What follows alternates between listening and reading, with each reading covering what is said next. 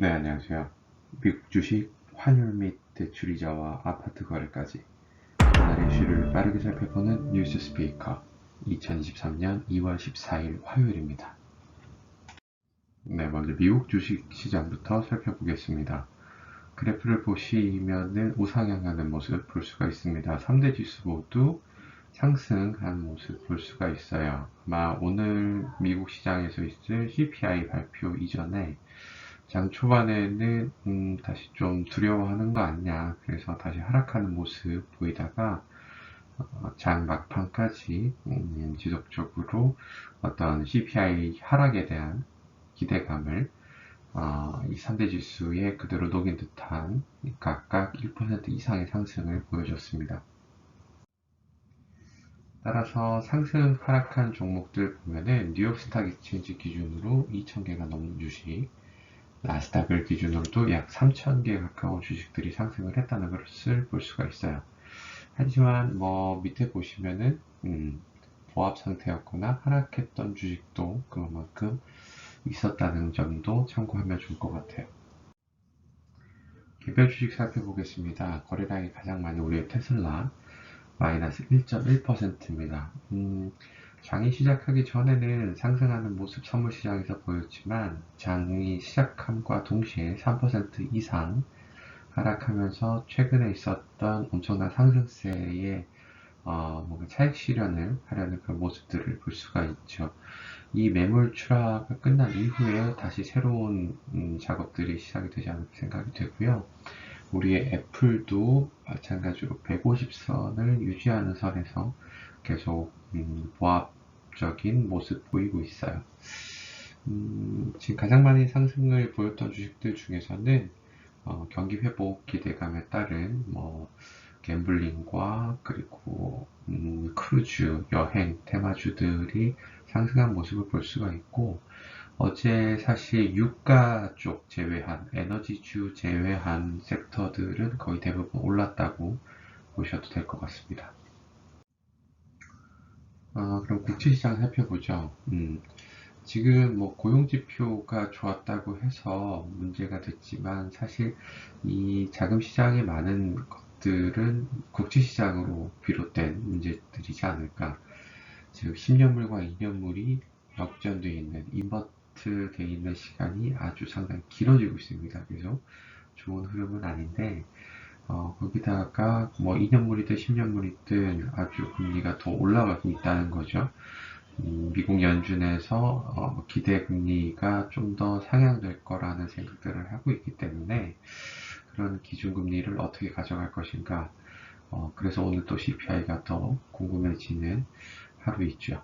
그래서 10년물은 그나마 어제는 하락한 모습 보이고 있지만 그럼에도 불구하고 3.7%를 상회한다는 점, 2년물은 여전히 4.5를 상회한다는 점 참고해 주세요. 환율 시장은 우리가 뉴스 스피커에서 계속 말씀드리고 있는 것처럼 예상 가능한 흐름입니다. 미국 시장이나 일본 시장이나 상대적으로 원화보다 절상되어 있는 느낌인데, 아무래도 금리가 쫓아가고 있기 때문에 미국 같은 경우는 1280원 혹은 1300원까지도 당연히 열려있다고 보여집니다. 오늘 CPI 결과에 따라서 등락폭이 또 달라지지 않을까라는 판단입니다. 가상화폐 시장 살펴보죠. 가상화폐가 좋은 흐름을 보이지 못했어요, 지난주에. 당연히 이유는 자금의 흐름이 국제시장이 워낙 금리를 높게 주다 보니까 안전자산으로 갔던 것도 하나의 이유지만, 가상화폐 단독으로 놓고 보면 아무래도 미국의 거래소를 또 하나를 이제 폐쇄를 하네, 벌금을 내네, 이런 이슈들 때문에 노이즈가 있어서 22,000불이 깨진 상황이었고요. 그나마 지금 나름 회복을 하려고 하는데, 최근에 어떤 그런 기술적 지표의 흐름들을 보면 하나의 어큐뮬레이션이라고 얘기를 하죠.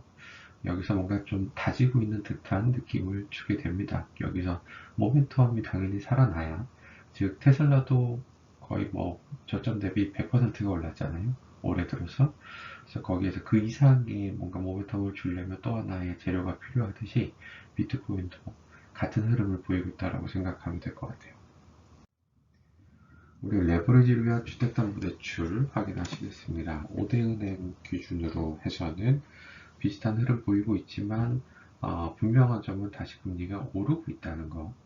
코픽스 기준으로 금리가 오르고 있다는 게 좋은 흐름은 아니라는 겁니다. 과연 또 언제까지 이런 흐름이 이어질지 당연히 한국은행에서 금융통화위원회가 벌어지기 전에까지는 뭔가 이 아주 정중동의 흐름을 보이지 않을까라는 판단을 합니다.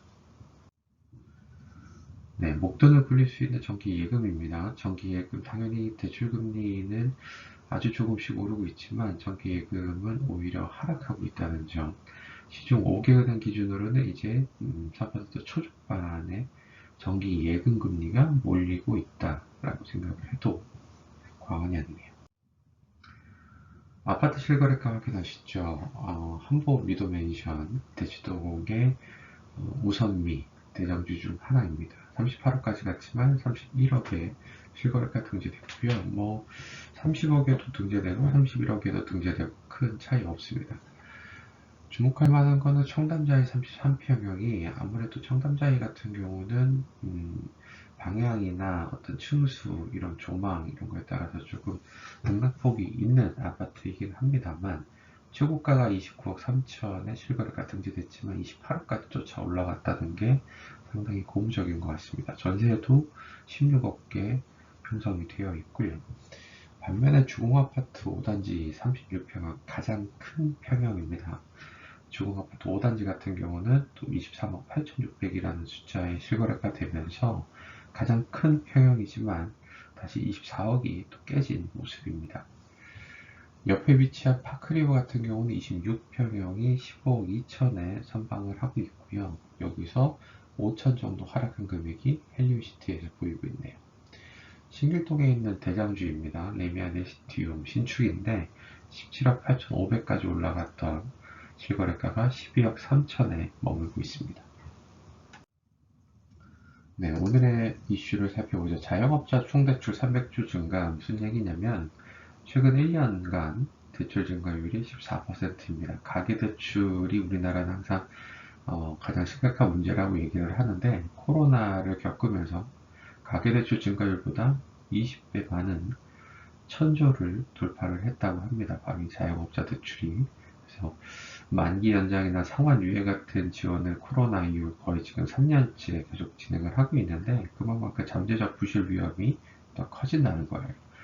뉴스 스피커를 들으시는 분 중에 자영업자 있으시다면은 이런 현상을 확인을 하시고 어떻게 포지션을 취해야 되는지 판단하시면 좋을 것 같아요. 실적 발표가 계속되고 있습니다. 이제는 중소형주들이 많이 등장을 할 시기고요. 팔란티어와 코카콜라, 메리어트 오늘 장 이후 그리고 오늘 장 시작 전 실적 발표가 진행을 하고 있으니까 참고해 주세요. 미국 CPI 발표 오늘 합니다. CPI를 발표하는 게 미국의 노동통계국이라는 곳인데 거기서 기존에는 앞선 2개년도 동안의 데이터를 반영을 했었어요. 구성 항목에 가중치를 부여했다는 거죠.